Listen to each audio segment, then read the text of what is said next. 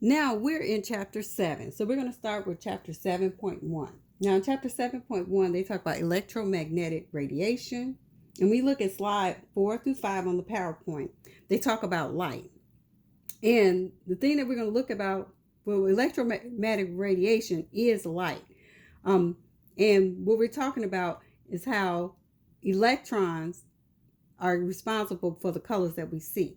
So they start off with explaining to you what white light is on slide 5. And they tell you two types sources of white light, which is sun and light bulbs. Now, when sun or light bulbs, when they're lit up, well, the sun's always lit up. When they go through a prism of water, you see different colors.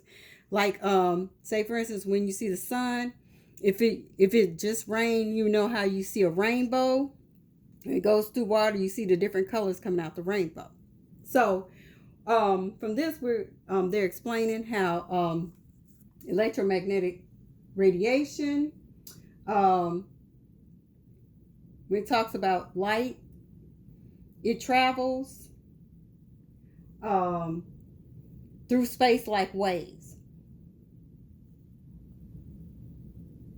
Okay,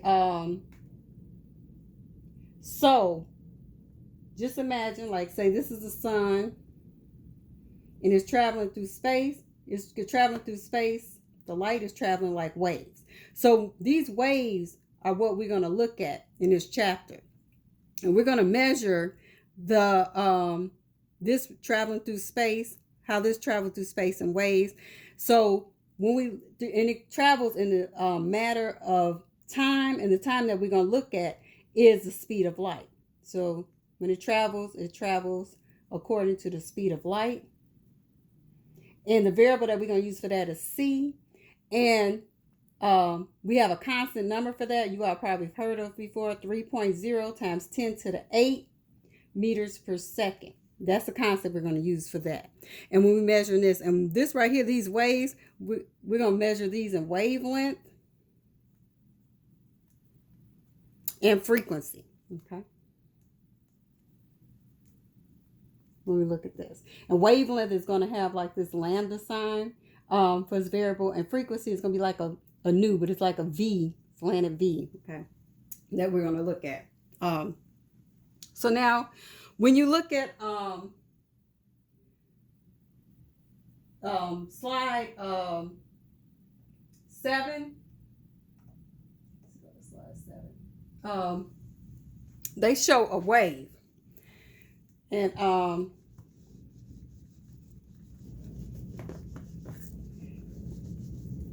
so on slide 7, they show a wave. So it looks like this, like here, like a wavelength like this. This is what we call wavelength, okay? And so this wavelength right here, we measure the wavelength, like we call this a crest to crest, from crest point to crest point. This is how we measure the wavelength, okay? Crest to crest, we call it crest. So that's the measurement of your wavelength, okay? So it's a distance. They give the definition as the distance between 2 points on a wave. Okay, so distance between 2 points on a wave. Okay, and so this right here is going to be different from frequency. I'm going to put frequency in green. We're going to look at frequency also of the wave. So remember, the frequency is in nu.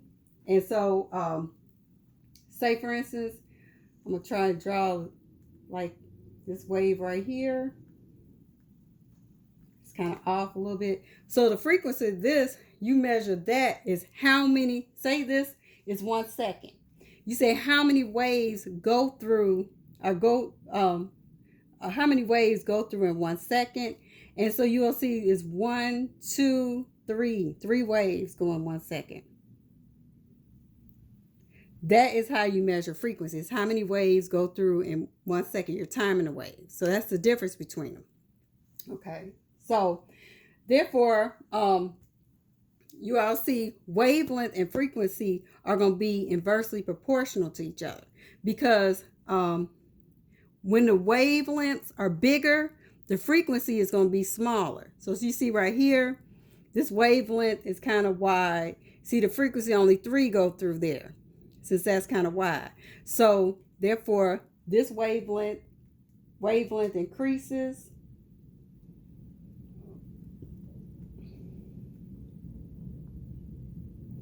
as frequency decreases. So they're always going to do the opposite.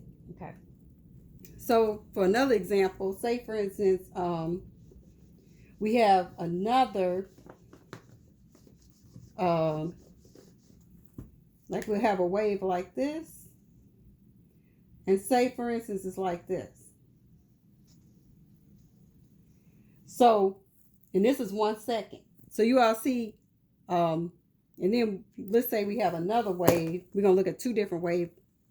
This is a different wave, and it does like this. And this is in 1 second. So you all see this one has, if I ask you which one has the greatest frequency, you're going to say this one has the greatest frequency between the 2 waves. And the reason why it has the greatest frequency is because, look, you have, it goes 1, 2, 3, 4, 5, 6. 6 waves went through there in 1 second. And if you look at down here, when you look at the frequency, you only have 1, 2, 3, 3 waves in 1 second. So therefore, you all see that it took, this one has the greatest frequency because more waves went through it in 1 second. And this one has less frequency. Okay? If you comparing the 2. Now, if I ask you which one has the greatest wavelength, this one will have the greatest wavelength. And the reason why this one will have the greatest wavelength, we'll put the lambda. This one has the greatest wavelength because the measurement between the 2 points is greater. Say, for instance, this is like, we're going to just imagine, say this is 50 nanometers. And then right up here, between these 2, say it's 10 nanometers. Okay. So therefore, this one will have the greatest wavelength. And this one will have the shortest wavelength, if you're comparing the 2. Okay. So therefore, whenever you look at a wave, wavelength and frequency is going to do the opposite of each other. If wavelength is increasing, frequency is going to decrease. Okay. If frequency is increasing, wavelength is going to do the opposite. Okay. So they're inversely proportional to each other. So when you look at on your slides, let's see, if you look at, they'll show you, like they have this on slide 8. This right here is showing you a chart for electromagnetic radiation that we have here on Earth. And you see it starts with gamma rays, X-rays, ultraviolet, infrared, microwave, and radio frequency. And you all see at the top, it said wavelength is increasing going to the right. You see at the bottom, wavelength is increasing frequency is increasing at the bottom. They're showing it's increasing going to the left. So they're opposite. They do the opposite of each other. And you all see the wavelength is recorded in nanometers. We're going to talk about that later. And frequency is measured in seconds minus 1. Okay. So what they're showing is, see the gamma rays have the lesser wavelengths, and radio frequency has the greatest increases in wavelength. Whereas frequency is different, where radio frequency, it has the lesser frequency. And as you go down to gamma rays will have the greatest frequency. So that means the gamma rays will go through in 1 second. They have more waves going through in 1 second, opposed to radio frequency. So always remember that they're the opposite of each other. So they call them inversely proportional to each other. When wavelength increases, frequency decreases, and the opposite. When wavelength decreases, frequency increases. Okay. So when you look at this chart right here, you all see right here, this visible region right here that they're talking about. This is what the light that we can see. So you all see they, since it's so little compared to all the other electromagnetic radiation that's out there, they broaden it. You see that broaden so you can see the values through it. And you see the values that we can see visible light is 400 to 750 nanometers. Okay. So that's what they're showing. That's what we can see. Okay.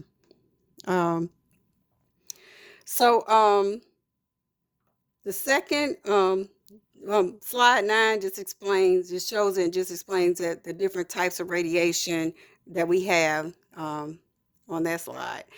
And this next slide, it tells you what I've been telling you: as wavelength increases, frequency decreases. So remember that. Okay. Now, one thing that we're going to talk about is energy.